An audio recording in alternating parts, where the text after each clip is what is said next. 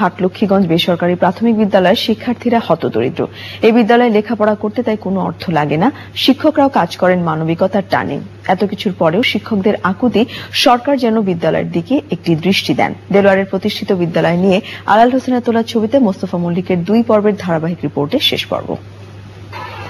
বিদ্যালয় না থাকার কারণে যাদের কখনোই লেখাপড়া হতো না এমন কয়েকশো শিশুকে শিক্ষার সুযোগ করে দিয়েছে দেলোয়ার হোসেনের স্কুল। বিদ্যালয়ের শিক্ষার্থীদের মধ্যে 80% রিকশা চালক, তরকারি বিক্রেতা, দিনমজুর কিংবা ট্রলার চালক।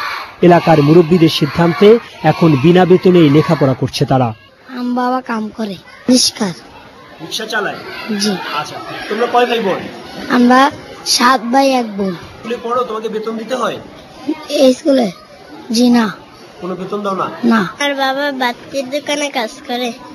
ভাতের দোকানে কাজ করে? আমি হব কাজী নজরুল ইসলাম, আমি হব সকালবেলার পাখি, সবার আগে কুসুম বাগে উঠবো আমি ডাকি। পালকির গান চেতনা না যাত, পালকি চলে গগন তলা আগুন জ্বলে। আমার বাবা কলা বিক্রি করে। শিক্ষকরা বলছেন ভালো কিছু করার জন্য উচ্চ শিক্ষা কিংবা সমাজের স্তরে থাকার প্রয়োজন নেই।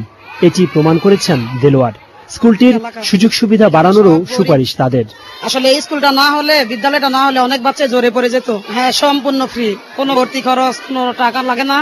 হ্যাঁ, দেলোয়ার হোসেন ডিপটি নামের একটা ছেলে, ওই খুব দরিদ্র, কিন্তু আমাদের এলাকার ছেলে, হাটলক্ষ্মীগঞ্জের, ওর উদ্যোগে মোটামুটি এখানে স্কুলটা হয়েছে। সর্বদিক মিলে হলো যে আমরা আপ্রাণ চেষ্টা করি ক্লাসের পড়াটা ক্লাসে তৈরি করা দেওয়ার জন্য। আর আমাদের স্কুলটার মূল প্রতিষ্ঠাতা যদি বলা চলে, কারো যার মাথায় প্রথম আসছে যে আমাদের দেলোয়ার হোসেন ভাই।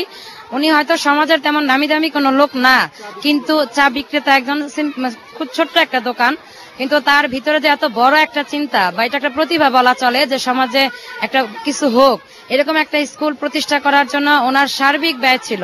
আসলে ভালো কিছু করতে হলে বড় কোনো পজিশনে থাকতে হয় না, ছোট পজিশন থেকে আমরা যার মধ্যে থেকে সমাজের জন্য চাইলে অনেক বড় কিছু করতে পারি, যেমন দেলোয়ার ভাই করছে। আমাদের প্রাণের দাবি একটাই, আমাদের স্কুলটা সরকারি হোক। 34% জমির উপর প্রতিষ্ঠিত বিদ্যালয়টি একদিন সরকারি হবে, নানা সুযোগ সুবিধা পেয়ে দেশের একটি সেরা শিক্ষা প্রতিষ্ঠান হবে, এমন স্বপ্ন শিক্ষার্থীদের। Mostafa Mallik, channel I, Munshiganj. এবার রূপালী ব্যাংক লিমিটেড চট্টগ্রাম সংবাদ।